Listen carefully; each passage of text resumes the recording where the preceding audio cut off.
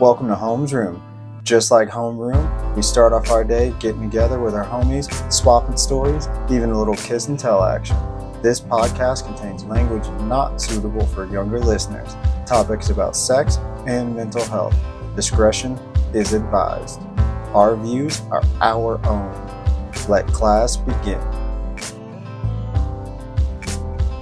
Welcome to Home's Room. We're back again. I am joined by repeat guest, but this time a guest co-host. Welcome back, Kaitlin. How are you? What's up, man? How are you? I'm doing well. I'm surviving whatever plague my children brought home from daycare. Yeah, I feel that. That's a thing. I'm good. I'm excited to have you back. A little reminder for people. We met really strangely in a Facebook post question, and I had the guts to reach out and say, hey, you want to be a guest? And you said sure, and that's how that worked.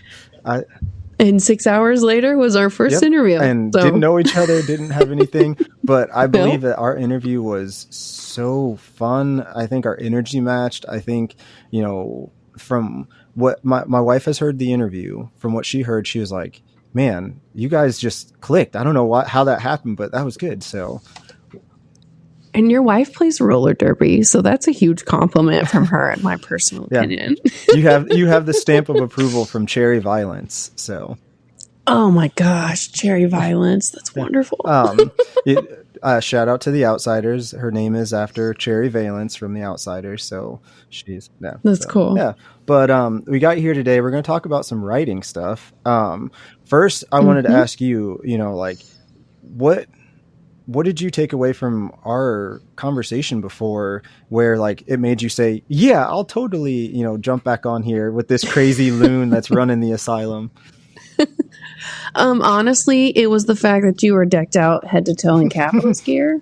Nice. My older brother is a huge Caps fan, and and again, echoing what your wonderful wife, who plays roller derby, said, that I just feel like we vibed really well, and it's a giant stroke of luck that we are in the same region of the country and just happened to meet on one of our Facebook groups.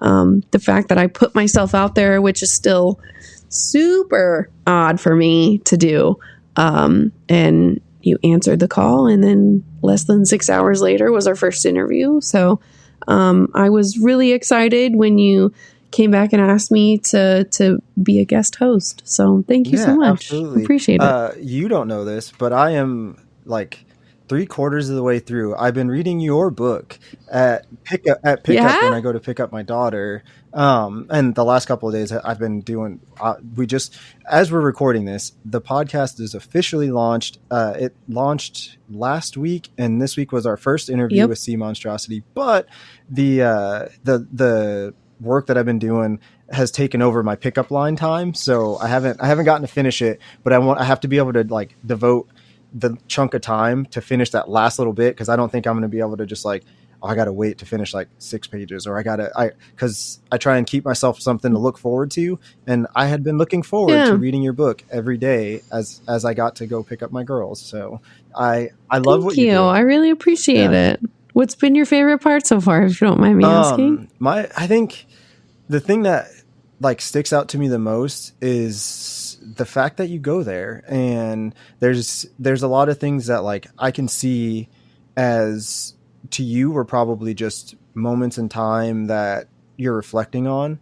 But to me, it made me think, I have both of my parents, and I should care about things slightly more. I think it was the second chapter I was in, prompted me to text my mom and ask her about her life insurance, and just to make sure that she has it and she's set up, because that's the thing that I would have never, I don't think about, and thinking about, wow, it could be sudden, it could just happen like that, and I don't know any of that information, so I should probably know. But it also prompted me to say I love you. And then you talk about your dad and the like funeral process for that. And I think that is probably my favorite part, because I would definitely, me and my sisters would definitely be sitting there hamming it up, being like, we could totally fuck with one of them right now. And Yeah, honestly. And so that lesson, which is lesson 2, gallows humor, is absolutely hilarious. That was the chapter out of my entire book that I was the most terrified for people to read, because I feel like it's so easy for that to be taken the wrong way. You know, I definitely took it the right way. It was so funny to me. Perfect. And I was just like, man, good. Like, you know, one of the things that like I thought about was like constantly after that, like I think it was maybe the next like 2 days, I just kept giggling at the Bobber-esque urn, because it's just like I could totally imagine that. And I could, depending on, you know, if your dad was a fisherman and like cared about that kind of thing, like people being like, oh, that's a good choice, and not realizing that it was done out of a joke. And it's just so funny. Absolutely. No, it was, yeah. Well, thank you so much. I appreciate it. It's, the book's been out for about a month now, a month and a half. And, you know, between, self-publishing on Amazon, which I highly recommend, a lot of people do. It takes all of the legwork of, you know, printing and shipping and publishing, all of that off your plate completely. But I thought it was absolutely wonderful. You know, I'm getting a lot of feedback from people that are really important to me, and, you know, now feedback from you too, Matt. So I really appreciate it. And, you know, there's just like we talked about in my last, you know, interview with you. It wasn't until after that interview that I picked it up and I was like, oh crap, there's a typo in like the first 3 pages. But again, I was reassured by what we talked about, where, you know, if you are picking up my book and the only thing that you walk away from is that, oh, this should be a different word on page 3, then you're not my intended audience. You know, like it's, so I've been super reassured by everybody that's read it so far. Good. So that was one of those. That's really nice. I panicked and I was like, do I say this to her? Do I send her and say, hey, there's a, cause like I want to say it, but at the same time, like if I read it and I say I read it, but I didn't point out that typo, I don't. Am I a dick for not pointing it out, or am I a dick for pointing it out? No, honestly, it's been such a fun test, because so right now on Amazon is still the first edition, and somehow in my manuscript, the last chapter is copied twice, and I have not literally had a spare second to go in on the manuscript and edit it out. So it's honestly been a great, like, I don't want to say like test, but it's been a great experiment about all of my loved ones and my friends and family that adore me, who actually have the kahunas to step up and say, hey, you have a massive issue with your book. Yeah, I love that. So it's been more people than not. So again, I you know, I feel really privileged to be able to have a village of people who want the best for me and also are comfortable giving me constructive criticism. I think that's great. But also, you know, once I I'm going to go in and and, you know, fix that or whatever. But I feel like the first edition are the only books that I'm going to actually autograph. Yeah. I don't know. I like that. I've had I like that. just to make it extra special. I don't know. I mean, we'll that's one of those things. I like I said, I went back and forth, but I mean, I'm sure that everybody's got, you know, typos and things like that, but it also is like, it makes it that much more like, I did this myself, and there's bound to be things like that. And I know, like, I don't sign very many books, not because I don't want to sign them, but because I just don't I don't think about it. But you touched on it where you were, you know, talking about Amazon. I published through Amazon as well. And one of the things that I really like is they're kind of a print to publish, I guess, or publish to print, whatever you want to call it, whichever direction you want to go with that. So they're not just sitting on a bunch of merchandise. You order a book and they might have like a stack, maybe, I don't know, but usually it's like you order a book, they print a book. And I think that cost effectively, that makes it nicer, but also I don't have to sit on, stacks and stacks of books like it used to be, where you go door to door Mhm. with your, red wagon of books trying to sell them. If you Yeah. want one, you can go find it. And, I did an e-reader version, and I think that, people's thing was, I still want to be able to turn that page. And for people that get your first Mhm. edition book, can get it autographed, which I don't know, I guess I'm gonna have to mail you mine, and then you're No, I will send you a free autographed copy. good, man. because Cherry wants to read it, and I told her she has to wait until I'm done. Yes. So I'll Yes. take the autographed one, and she can have that one. That could be her copy. Absolutely. I will. Yeah, absolutely. Yeah. Text me your address Yeah. after this. That's good. Yeah. So, like I said, I think it's good. One thing that, and this is a perfect time to do it, because that laugh was right there. When I edited our episode, I'm pretty quick about it. Like, I don't like to wait. So like, I do it probably next day, day or two. Yeah. The vocal waves for your laugh are so like predictable, where I could just see them as they went. And I loved it. I was like, yep, she laughed right there. Are you serious? Yeah, I'm dead serious. And it is identical every time. It might be a little bit smaller. Really? It might be a little bit bigger, depending on how funny it was. But it was like, I didn't even have to have my earphones on to know you were laughing. I could just see the waves. And I was like, man, That's so cool. Will you please send me some I will. screenshots of that? I definitely will. That's so cool.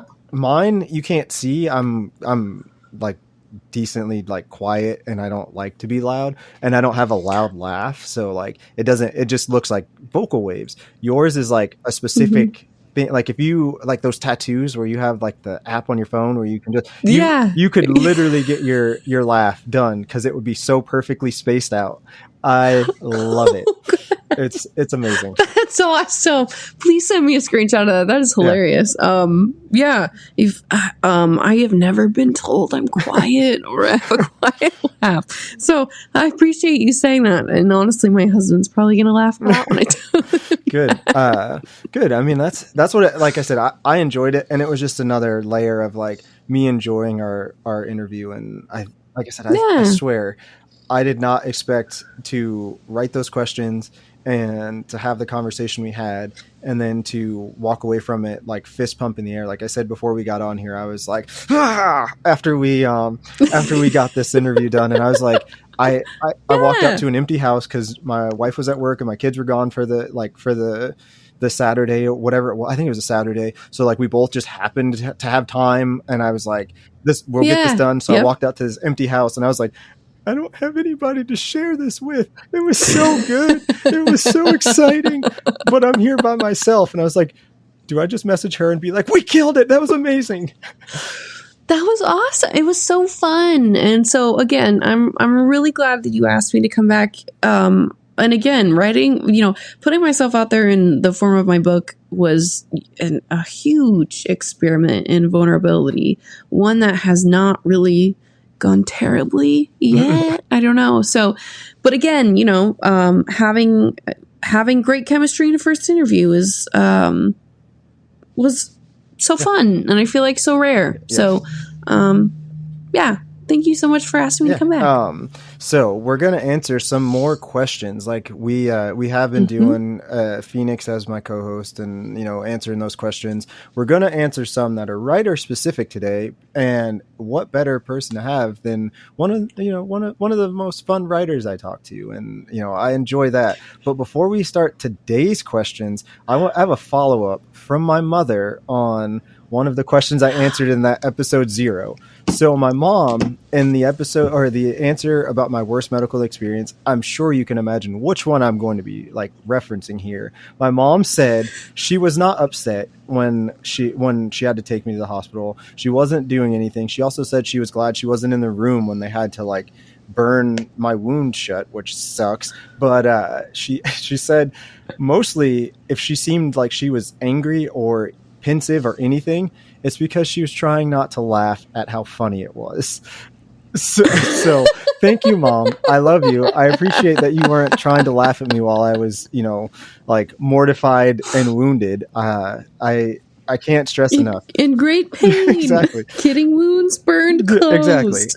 So she said she wasn't mad, and I wanted to make sure that everybody out there knew, because I don't want to put no nothing on my mom's name. She wasn't mad. She wasn't frustrated. She said she just simply wasn't trying to laugh at me.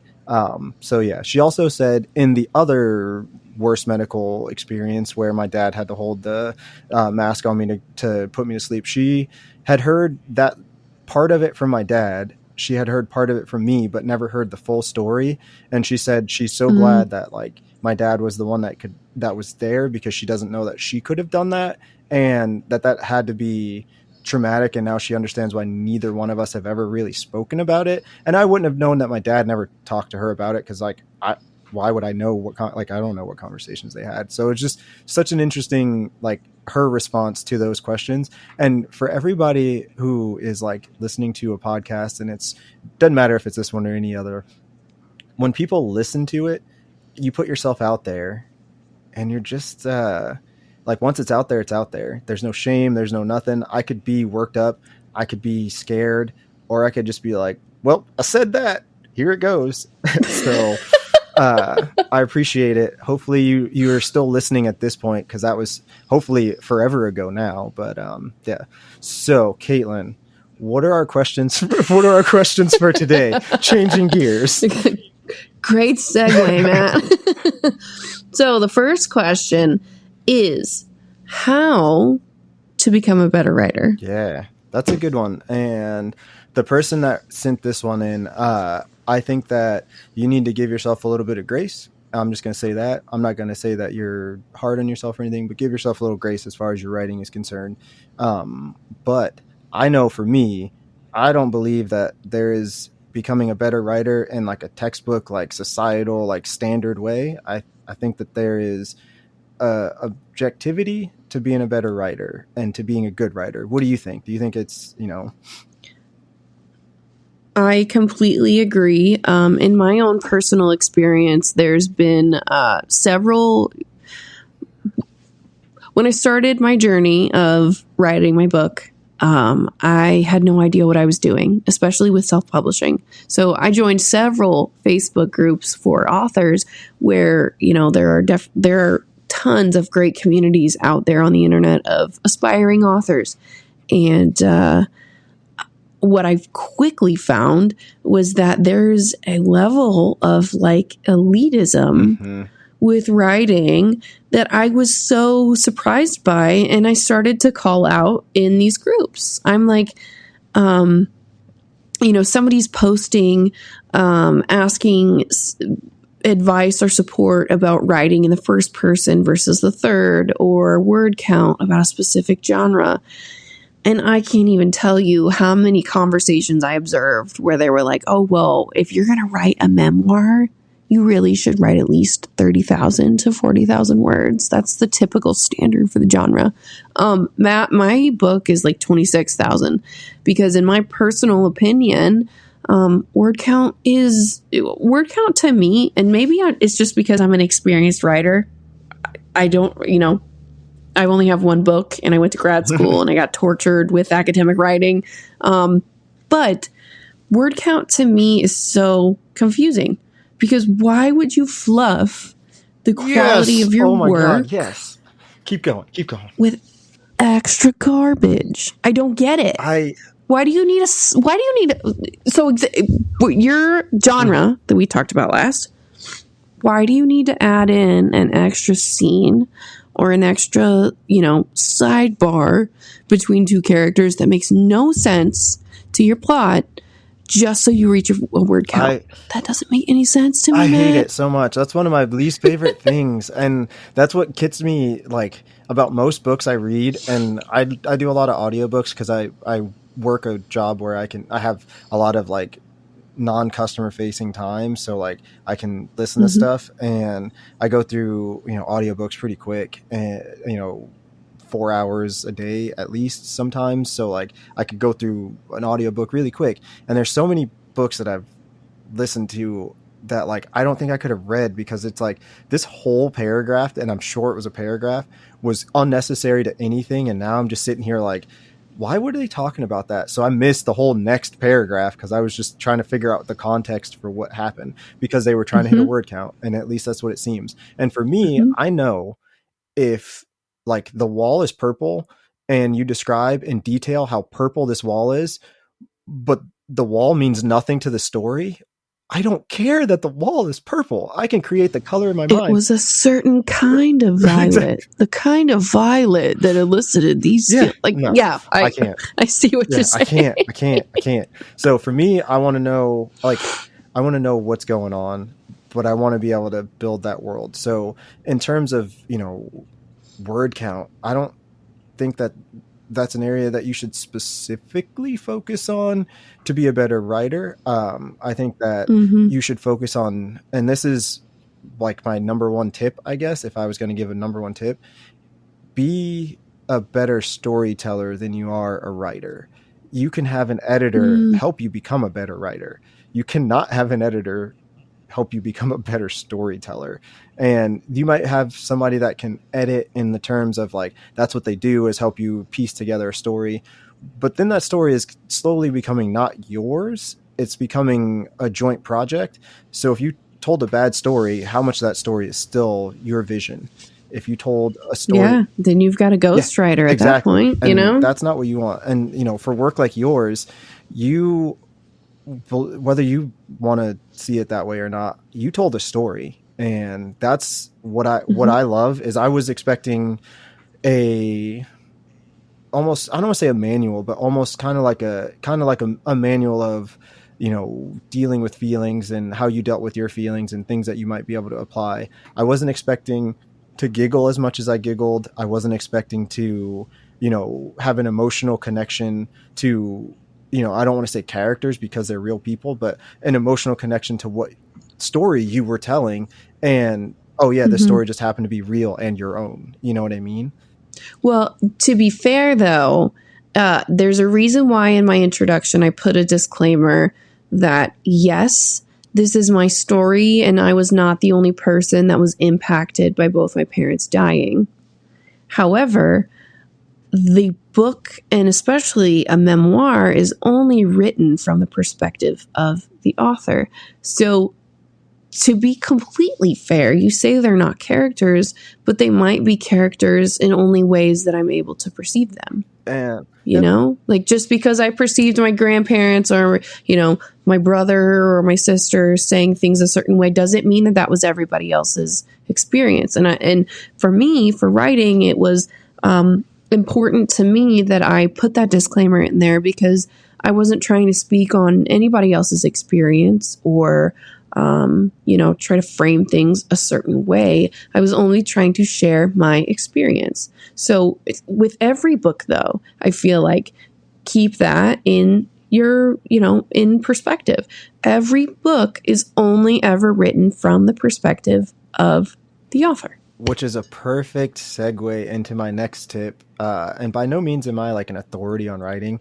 I have written and I've enjoyed writing and I've done some writing classes, but I'm not in any way a authority on the topic. But my next tip would be write what you know. And I think that that's kind of what you were, tapping at the door of just there is, you wrote what you knew. You wrote the story and the perspectives that you perceived. And I think that beyond everything else, if you don't know science and you're writing a book about science, maybe you're going to have to do a lot of research because until you know it, you can't write it. So write what you know. I think that that's one of the biggest like takeaways I have from my book. Not getting into a ton of detail about it. I wanted my zombie virus to be based off of a real thing, not a, movie-esque zombie virus, air quotes, where everything is just like somehow this is a thing that happened. I took a very real virus that people live with and it's treatable in most cases, but sped up and weaponized, could become a zombie virus. You look up the symptoms for MS, and what MS does, it Mm-hmm. attacks your brainstem. You can lose motor function. You can lose a lot of brain function. It'll also make your appetite to the point where you don't want to eat until you have no choice but to eat or die.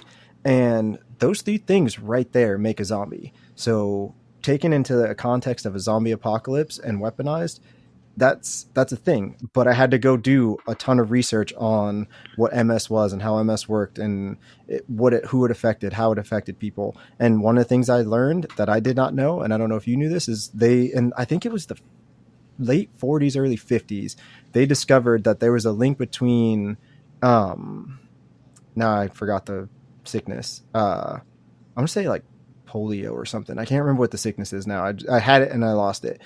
Measles. It was measles. People that got measles in that time later on in life were more susceptible to MS, and their bloodline was more susceptible to MS. And I think that is, Really? I thought that was a crazy thing that I had no idea.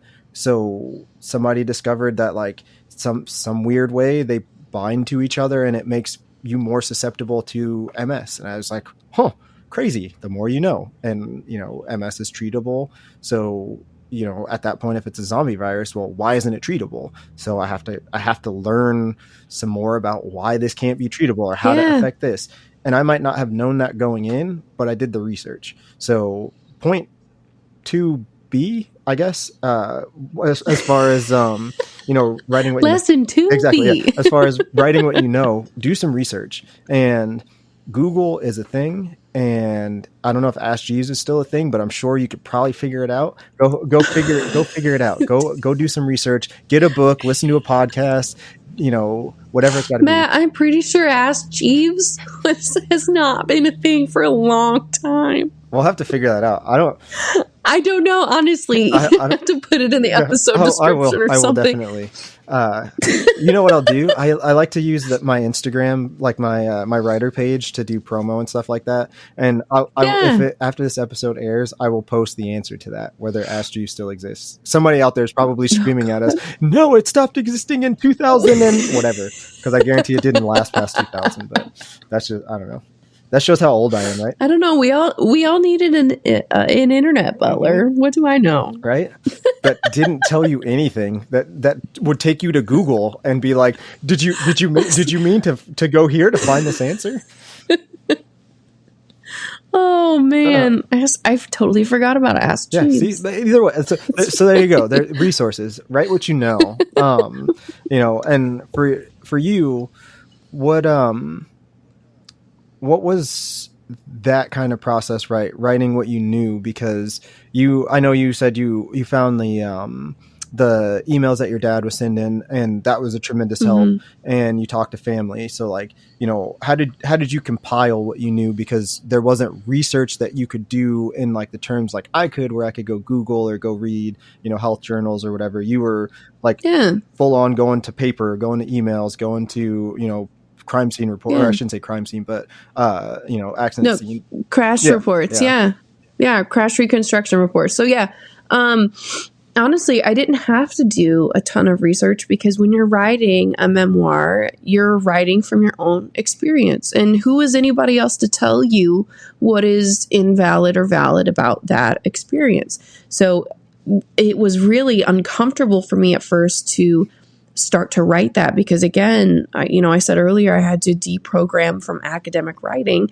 where every single sentence has to be backed up by proof. I didn't have to back up,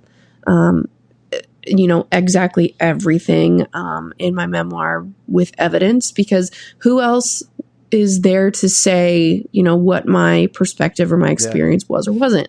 So, I think I was, really lucky to pick that to be the first genre that I explored writing and publishing in. But again, just like when I talked about in our last interview, it didn't take me very long to have my first draft done. I had the bare bones of it done. It was those, pulling up the old videos, pulling up, my dad's diary entries, or pulling up our old videos from our depositions that we gave to fill in the holes of, maybe what has, left my memory in the last 14, 15 years. So when I say, when you say write what you know, for me, it was write what you know and then go back in later and fill in the holes with other things that maybe you forgot. Yeah. No, nobody's memory is 100%. I know that my memory is definitely like barely 60. Yeah. So I like that. One of the reasons why I wanted to have this conversation with you is because we come from two different worlds of writing and two different technical skills of writing. And I think that, it gives a dynamic to this conversation where your advice might be different than my advice, but we also agree on quite a bit of it, which, tells you that maybe it's decent advice, but, I'm not gonna say, go do these things. We don't need to be in an echo chamber. We can take constructive criticism. Exactly. Please.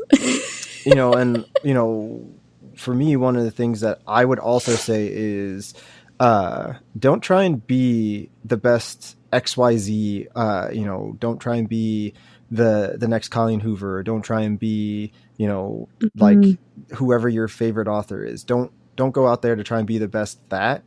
Try and be the best you. I know that my work is unique in a way that I get anybody that is a avid reader will pick up my book and be like, oh, this is weird. And it takes them a second to get used to it because it kicks them off their axis of what they expect it to be. And to me, that's good. That means that what I wrote is different than everything else. And I'm okay with being different. I'm not trying to be the next this person. I'm not trying to be the best that person. I want to be the writer that I want to be. I want to put out the stories that I want to put out. I want to tell the stories that I want to tell in the way that I want to tell them. And that's why I chose to self-publish, simply because I want to be the good storyteller. I don't want to be, the best technical executioner of writing a book.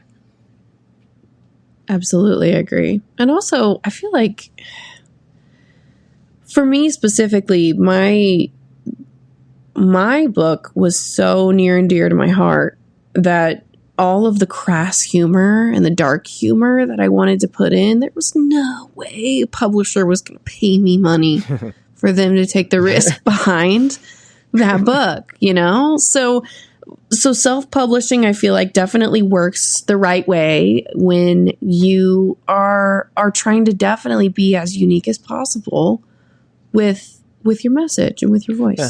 So I agree. One of the things that just today, actually, somebody I know wanted to purchase my book. I sent them the link for it yesterday, and they told me today, they were like, you need to raise your prices. This is like $5 book. You needs to be higher than that. And I was like, when I first dropped them, they were, I think, like $12.99 at their most expensive. And then when I dropped the second one, the first one became cheaper because I'm not going to make you pay the same, like whatever. It's not a big deal. So to me, it's never been about making money or getting rich off of my book. It's about hoping people are enjoying my story. And I had a shift in my time and effort put in versus accessibility. And I'd rather my book be accessible and not price prohibited, because I want people to enjoy it, or I want people to decide, oh, this is a $5 book, like I can check it out. And maybe a little self-serving, they might give it a little bit more grace because it's only a $5 book. So it's like, going to a $1 movie, you're not going to be as mad as if you spent that $30 just to get in and get popcorn. So give yourself some credit, Matt. $5 or $15. See, that's how I know we're new friends, because that's the pot calling the kettle black, because neither do I. See, there you go. There, perfect match. But absolutely, I'm so bad at that. I get it. It's just, it is like I said, I value success in writing as people having read my work and they are excited about it. They want to tell me about it. Just like this Yeah. podcast, somebody reaching out and saying, hey, I really like this thing, or hey, that thing you guys said made me think. That's what I want out of this. I want people to walk away from anything that's said on this podcast in any episode and be like, I never thought about that. And if I get one of those people for every one episode, I think I did my job. And I think That's I think that good. writing is the same way, and I think, Have you been happy with the quality of like questions that you've gotten and like the feedback that you've gotten from your one or two episodes so far? Actually, I have, and that's one thing that like is wild to me is I don't think I realized or processed that people were gonna reach out and be like, hey, I liked that thing.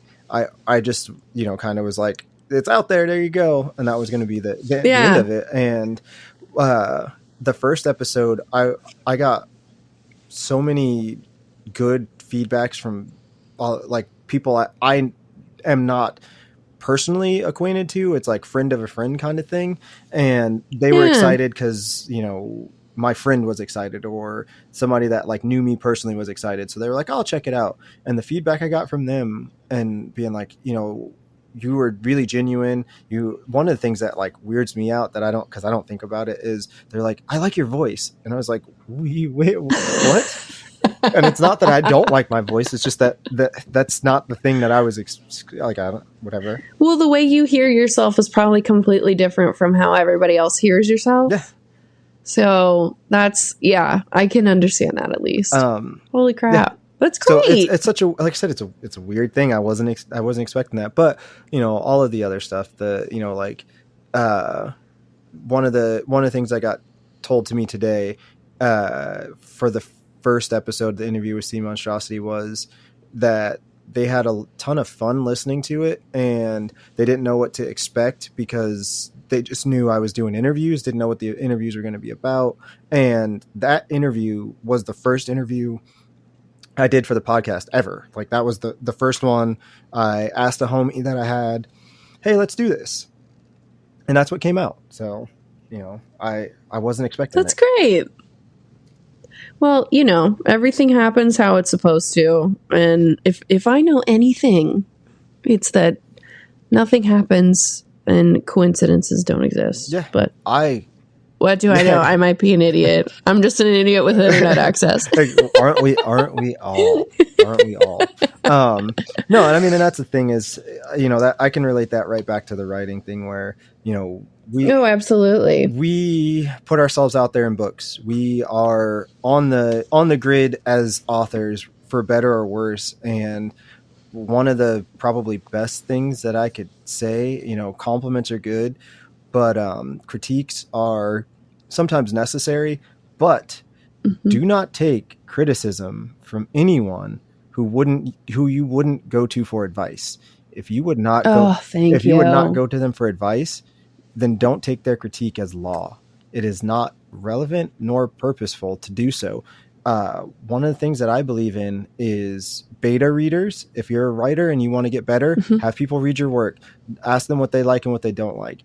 If what they don't like is this thing is edited weird, or this thing is that, this sentence reads weird, look at it, read it, listen to it, whatever you got to do, understand for yourself whether that fits your vision or it doesn't. If it doesn't, you can tweak it. Read it, the 15 times it takes to read it, and read it in different ways. Change the words out in your head as you're reading it to see what flows better.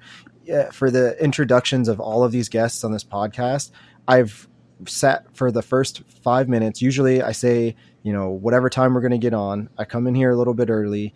I sit here, look through my questions. I have my introduction for them written out because I'm trying to be prepared, and I read it, and I read it out loud, and I read it out loud, and I read it out loud.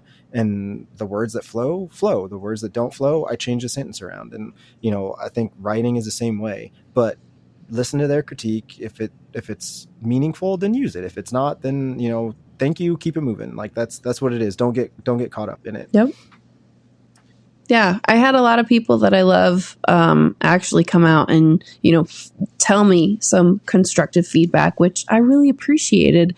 But what you will also find is that most people who maybe have a negative thing to say about your writing probably won't ever even say it to you. Yeah. That's true. And if they're not even going to do that, then what's the point of trying to anticipate things that you can't foresee coming? Yeah. So I will say a bonus tip for this question is the best way, and this is tried and true, and I think almost any author, any writer will tell you the best way to become a better writer is to just simply write and write and then write some more and then write and put some words on a page and outline some stuff and then write some stuff and then keep writing. That's how you're going to become a better writer. If you're not writing, if you're pushing it off till tomorrow, if you're doing any of that kind, like, you're not going to become a better writer no matter what you do, no matter how many things you try and read.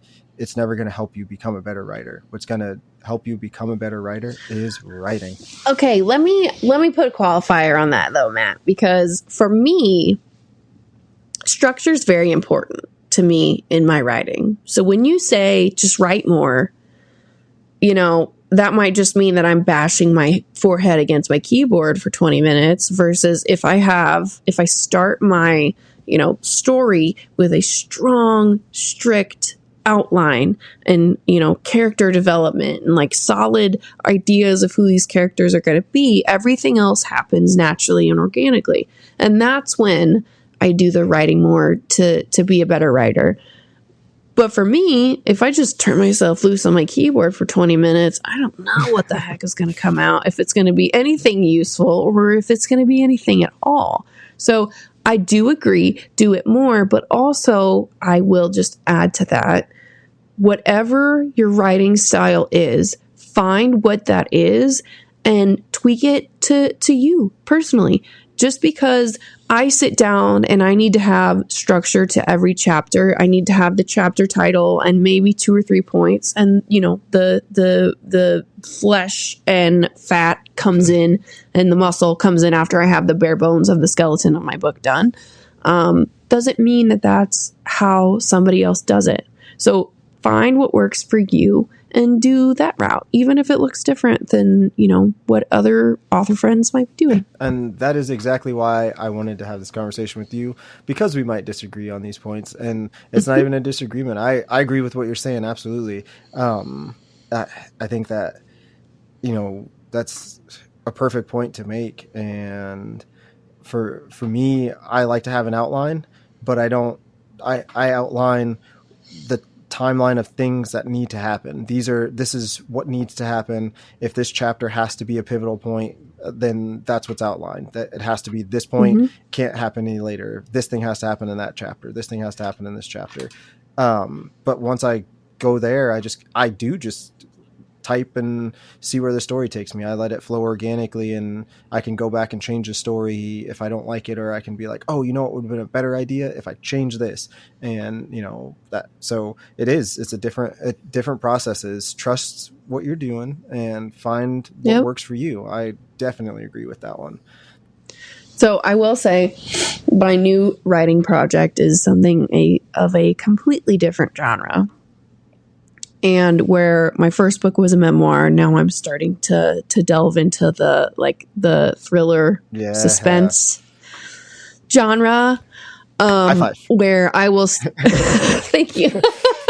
Where I've got conflict or conversation or story points that need to happen, and then I will literally just have in a short little sentence of parentheses of so-and-so dies or so-and-so conversation happens. And then the rest of the story comes after. That's literally 3 whole chapters that I've just put in a little parentheses, but that's a placeholder because what I'm trying to do is get the whole plot out of my brain. And the thing that I love about thrillers and what I know is a good thriller is when I'm reading it and all of a sudden I'm looking at this book and I'm like, what the fuck? This was a twist I did not see coming, and I'm so glad that I would just feel like my mind was just completely blown by this twist that I didn't see happening. And for me, that's the most important part of the storyline. All the other XYZ, how we get to that point, comes after if I know that that the skeletons and the bare bones of my story are there. Yeah. I think that I outline similarly, but I do it backwards. I will write a chapter, and at the end of that chapter, if I'm not going to continue writing or whatever it is, I will do the exact same thing and leave those parentheses. I leave a note in a small, maybe like 3-4 sentences at the footer of the last page of the chapter. So I know where to start the next one and what I was thinking in that moment. And that outlines almost everything that's going to happen in that next chapter. And it gives me the focus of like, oh yeah, that's what I was thinking. So I talked about the Speechify thing on our last interview, and Yes. I actually just re-downloaded the app today because I got to get back on 10 Hearts. I keep talking about it on here, so like I have no choice but to do it. live what I speak. So I've downloaded it so because I need to start it over. I need to reread it, and I don't have time to sit down and reread what I have. So I was like, you know what I'll do? I'll re-download that and listen to it. And I listened to it today, and I know what I need to punch up. I know what I need to do, and I can get back on writing it, and I feel confident in doing that. So there's another tip. Find different ways to get creative, to keep yourself engaged in your own writing, because if you're not engaged in it, then a reader's not engaged in it. One of my favorite quotes is if there's no pain in the writer, there's no pain in the reader. If there's no tears in the writer, there's no tears in the reader. And that is okay. Well, thanks, Matt, for that. That one gets me. And it's like, man, when I wrote Here We Remain, the first book, I was, fumbling through. When I wrote All That Comes After, I kind of had a vision. I knew what I was going to do. But when I wrote, or I should say, yeah, All That Comes After. And then when I wrote my third book, I just know how much of a different feeling it was. And I realized, oh wait, am I feeling what I'm writing? Like, did that just happen? Did I shift into a different mood? And, the title of the third book is, All That Remains. And I think that it's such a telling title because it's almost cathartic in this journey. So it's I feel what I wrote. So feel what you write. I think that's a good one too. Yes. And for me, for my book, I am a vocal processor. So as annoying as it is to everyone around me that knows me and loves me, I have to talk about things to be able to understand them and try to think what my next move is. So when my editor ghosted me for my book, I literally sat there and I read my own writing out loud. And if I couldn't speak a sentence out loud without tripping or falling or fumbling over it, it had to change. And I ended up, paying money for Grammarly Premium, which is probably the only reason why I have a master's degree. That's a great service, especially if you're spending time doing academic writing.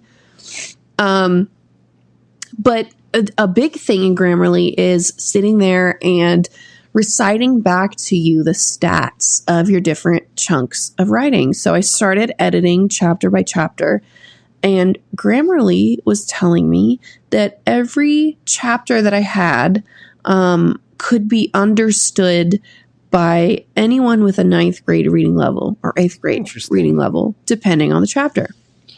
So for me, I was like, well, I don't need to overcomplicate my message. I want this to be an easy read. I want this to be an enjoyable read. I don't need to be writing at a college level, writing, reading level, I guess, for people to walk away with it, learning something new and feeling like something resonated with them. So for me, it was kind of like if I put in a new chapter, for example, if I put in chapter 6 and it had a 3 grade level reading level higher than everything else, I knew that I could, clarify a little bit. I could cut out the crap with the main points that I was trying to make, because I wanted it to be an easy and an enjoyable read. I feel like the message of talking about both of my parents dying and grief and trauma and all the things that come with that is difficult and complicated enough.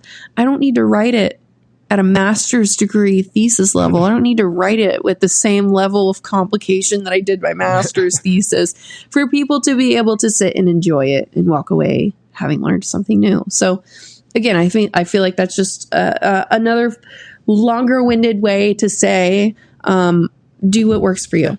Wrapping up the answer to that question, because we do still have another one, which I didn't plan on spending a lot of time on because I'm not very good at that thing either. And I think both of us are going to struggle to answer this next one. But wrapping up that one, I think another good tip is have fun. Have fun. Yes. Just have fun. Like that's, kind of what it's about is write because you love it, right? Because you want to enjoy it. And if all else fails, you can always take some time, reset, whatever you got to do. But if you're not enjoying it, it doesn't matter what you do. If you're not enjoying it, it's never going to be good. So you got to enjoy what you're doing. Absolutely. If you're ready, what's the next part of this question? All right. This is a garbage question. And I'm only saying that because I can't answer it very easily. Second question, how to be vulnerable with your writings without revealing all the things. Yeah. So I'm bad about that. Like I'm currently trying to get to the point where I can do that. I did write a blog post, which is the only point of reference I can have. So I'm going to go first just so that you can have some time to like come to terms with it. But I wrote a blog post about, I work at 4 a.m. So my alarm goes off at 3:25 and that gives me enough time to get ready, do what I got to do and leave. And that's so I can get as much sleep as I can. But I usually go to work or go to bed at like 8:30, 9 o'clock at the latest, kind of depends. But I was for a while feeling like a zombie moving through my house. So I wrote a blog post about, watching my wife get ready for bed and seeing her, shrouded in the light of her plant, like whatever it is, like big box thing of plant glass case, whatever. She'd turn the light off and, it's like, then she's in the glow of the TV. And now I'm instantly like dreading the fact that like, I'm not going to be able to see her for the next however long.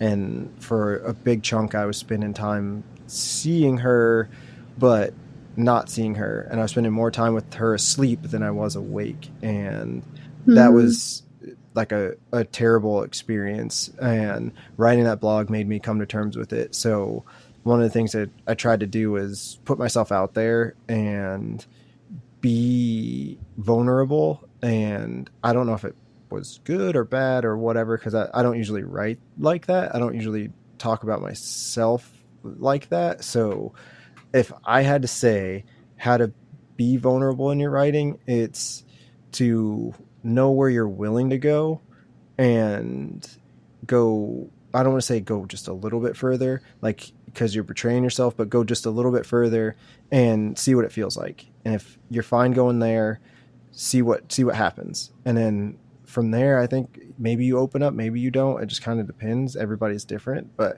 I know that's what worked for me. Yeah, absolutely.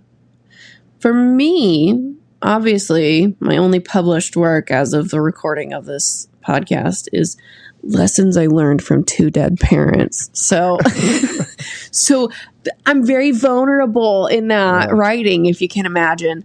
For me, it was less looking about it from a place of vulnerability, but looking at it from a place of risk versus reward. So for me, I sat there and I decided, I want to do this. I want to write this first and foremost so that I can better understand my own trauma and my own grief. But as it started to take shape, I realized there are a lot of people that I know and love that probably will be able to get a new piece of information out of this that might help them be able to cope with an unexpected loss. So for me, it was the risk of putting myself out there and being vulnerable was completely worth it when I sat there and started to consider the reward of, I don't know, maybe my niece and my nephew or my kids someday reading that and saying, okay, this is what Kaitlin went through. maybe there's a slight chance that I can take something that she experienced and be able to anticipate what this might be like for me. I also, I go into great detail about the semi crash that killed my mom in my book, which is a heavy topic, one that I feel like I didn't want to spend, too much time in the book on, but I did still feel like it was necessary to explain all of that, especially when I'm talking about what my life looked like after picking up the pieces, dealing with all my trauma and grief and all of that. It was really important for the reader, in my opinion, to understand, what I was dealing with at the time. There are still details about that crash that I did not publish. More so because they are first and foremost too gruesome and too rated R, I felt like, for Amazon to even want to entertain it, but also because I felt like that loss is so heavy that I didn't really need to give all the details and all the things about that specific incident without, and I felt like I didn't have to give 100% of the details about everything, and I still could communicate how heavy and impactful that event was. So again, being vulnerable and not revealing all the things, because I know that my writing is strong enough that I can be vulnerable, and I don't necessarily have to reveal all the things, because there are ways that I know that I can communicate that experience while still maintaining a level of vulnerability and not have to tell 100% of the gruesome details, maybe only like 5% of the gruesome details, if that makes any sense. Yeah. I mean, and that's why, like, your answer to this is definitely going to be from a different, like a completely 180 off of mine. And I think that that's, kind of the good thing is the two different perspectives of it, because what you were willing to say and you had no choice but to be vulnerable because you were writing yourself. I am afraid to write myself, which is why I'm currently doing it, and as an exercise in order to get better at it. But at the same time, one of the things that I think I've always been is open. So it's hard for me to even think about not being fully vulnerable. Like, I started a podcast and talked about some already pretty gnarly stuff in the first episode released. So it is a thing, but I always come back to the same thing where I believe in living like an open book. If you want to ask me a question, I'm like happy to answer it, because same. That's just like, why else? Like, I'm a living person. It happened. This is here. Like, why not tell the story? You just reel me in at any point, Matt, because I will tell all the audience right now, I'm a mom of 2 tiny humans. If you want to know anything about anything. Exactly. I mean, and that's what it kind of what it is. I've posted about, my struggle with my mental health, and, one of the things that I think is always a topic that it's hard to deal with, but also something that people need to realize that affects a lot of people. Like, some people may look up to me, or some people may look at me like, man, he's made it through all of these things, and he's always, got an idea, or always got something going on, and he's always got a positive attitude. He's always supporting people. Doesn't mean I don't have dark times. So I post about that. I post, not too long ago, my, I guess processes with suicide were on my mind, and I posted about it because maybe hearing my story gets somebody else outside of, their own head, and realize that, like, oh shit, if this person's dealing with it, then maybe it is, a thing that, like, I can also not have to feel alone in. And I believe that, like, I'm not going to lie. I was a really big fan of the Selena Gomez documentary that she just released, because I was too. It just hit me. And like, I had to, my friend, she said it was really good. You got to watch it. And I tried, and I was like, this is too heavy for me to watch right now. I gotta like wait until I'm in a different headspace to watch this. And I'm glad I went back and watched it, because it ended up being something that like I could relate to and I could feel to. And I think that being vulnerable is something each person kind of has to decide for themselves, and to not reveal all the things. You have to know where that line is for yourself. I don't really have an answer specifically for that one, but that's just kind of what it is. I feel like if you go too far, it's never necessarily a bad thing as long as your own personal safety is not compromised. Yes. Like for me, I'm not going to sit there and say, "Oh, here's my personal address," in the under the guise of trying to be vulnerable. If you feel like you can be vulnerable and the safety and security of those that you love and yourself are not compromised, I feel like, speaking from experience, now that I've put this book out and I've gotten, a ton of feedback from people all around the country, but also a couple people in different parts of the world that have read it, crazily enough, awesome, that have come back and said, thank you so much for this. I learned a lot. I laughed and I cried. It was a very heavy read, but also something that I got a great amount of enjoyment out of. I don't really necessarily have a downside yet of me putting myself out there and being so vulnerable to the point where I wish I would have done it sooner. Yeah, exactly.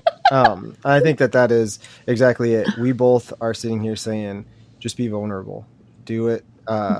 It's uncomfortable. One thing that I tell people, specifically people that I love and I'm close to, is you got to get comfortable being uncomfortable.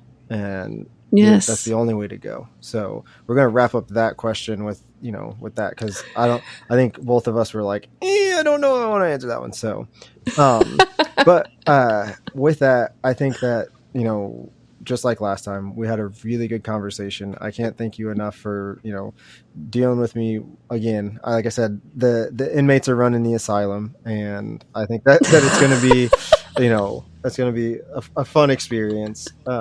Let's do it to it, I can't, like I said, I can't thank you enough, just simply because it's so fun. And I hope that, like, I'm going to have to get your address so I can send you the Here We Remain books so that you can. I want to. No, just send me the Amazon link. I'd love to support another fellow indie author. Yeah, all right. We'll do that. But like I said, it's one of those things where I hope that you enjoy it. It's a fun ride, and it's supposed to be fun. It's not supposed to be some, high dollar overproduced thing. That's not what it was ever meant to be. It was just meant to, like, sit down, enjoy, laugh at, relate to, maybe, because you can see yourself like jabbing at your sibling or, whatever.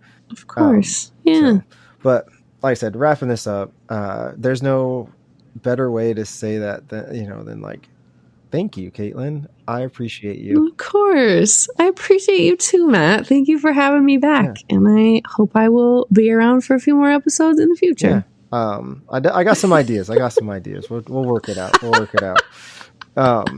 Thank you everyone for listening. Go check out Kaitlin's book. We'll link that in the show notes again, because I'm going to continue to plug it as many times as I can. You're so nice. Thank you. But you guys, also, you guys have just like the best day. If you're listening to this during the day, if you're having, a nighttime listen, go to bed. Yeah. Bye, guys. We'll catch you on the next one. The bell is about to ring. If you want to drop us a voice message or simply ask a question, you can do that by clicking the link in the show notes below. Be sure to leave us a 5-star review. It helps more people find us. Theme music by Kinsey. More music available on Spotify.